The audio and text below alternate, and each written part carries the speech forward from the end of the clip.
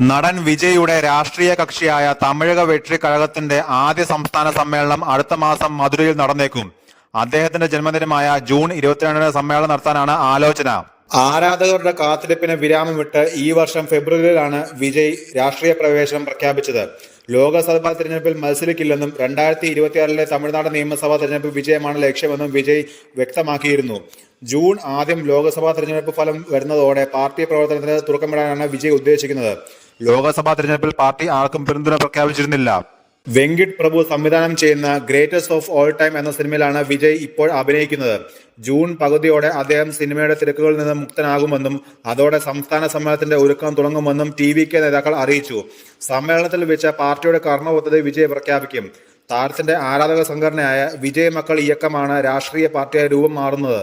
തമിഴ്നാട് രാഷ്ട്രീയത്തിൽ അടിസ്ഥാന മാറ്റം കൊണ്ടുവരികയാണ് ലക്ഷ്യമെന്നാണ് വിജയ് പറയുന്നത്.